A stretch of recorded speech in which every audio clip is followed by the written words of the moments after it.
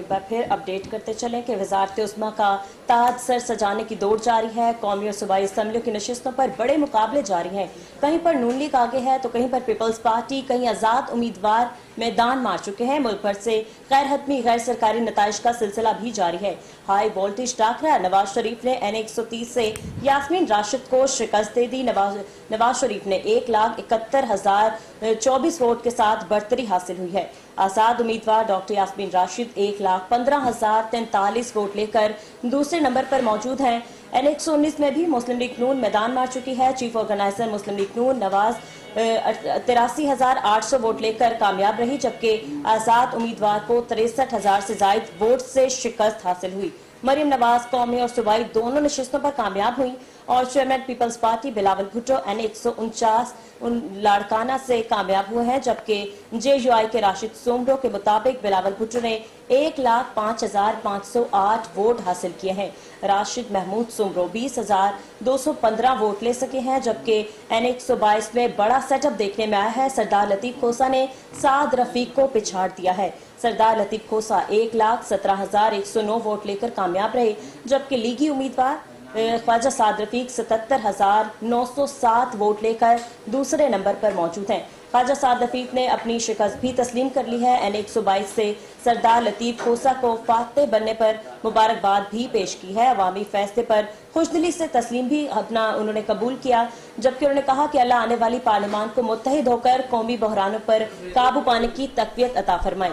سربراہ IPP جہانگیر ترین قومی assembly کی دونوں سیٹیں ہار چکے ہیں۔ N155 لودھراں سے مسلم لیگ نون کے صدیق خان بلوچ 1,17,671 ووٹ لے کر کامیاب رہے ہیں۔ جہانگیر ترین 71,128 ووٹ لے کر کامیاب ہوئے ہیں۔ آپ کو بتاتے چلیں کہ سندھ میں پیپلز پارٹی کو سادہ اکثریت حاصل ہے۔ پیپلز پارٹی نے 130 میں سے صرف اور صرف 69 نشستیں حاصل کی ہیں، جبکہ آزاد امیدوار 3 اور گرینڈ ڈیموکریٹ الائنس 2، جبکہ جماعت اسلامی MQM 1 نشست پر کامیاب ہوئی ہے۔ اسی پر بات کرتے ہیں اپنے ڈائریکٹر نیوز عامر راؤ صاحب سے۔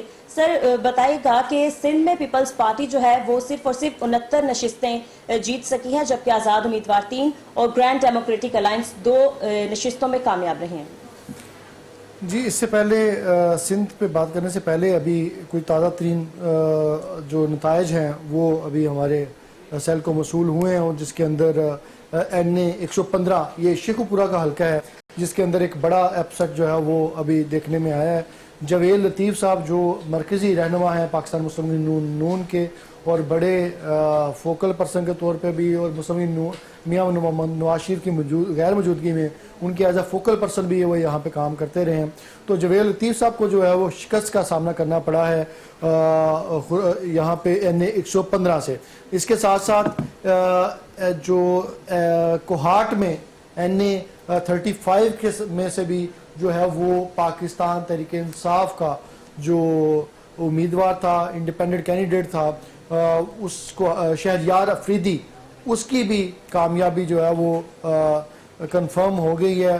شہریار افریدی جو ہے وہ ایک بار پھر قومی اسمبلی کے یعنی کہ ایوان کا جو ہے وہ حصہ ہوں گے۔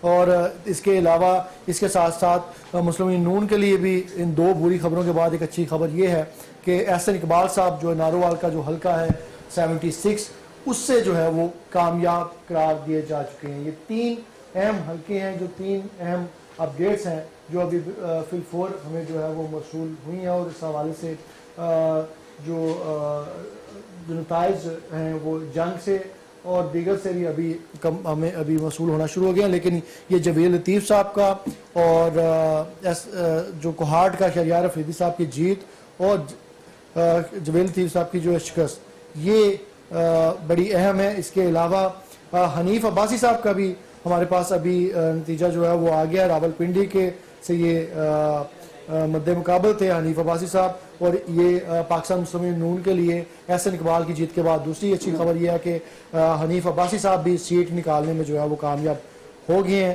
اس کے علاوہ انڈیپینڈنٹ جو کینڈیڈیٹ ان کے مقابلے میں تھا، اوبویسلی ان کو شکست کا سامنا کرنا پڑا۔ اور اس کے علاوہ اون چودھری کے حوالے سے جو ابھی IPP کے لیے جو ایک اچھی خبر یہ ہے، پہلی اچھی خبر، کیونکہ استحکام پاکستان پارٹی جس کے حوالے سے اس کی مختلف تجزیہ کار 3 سے 4 نشستیں جو ہے وہ کنفرم قرار دے رہے تھے. ایک جہانگیر ترین کی نشست تھی, ایک علیم خان کی نشست تھی اور ایک اون چودھری کی.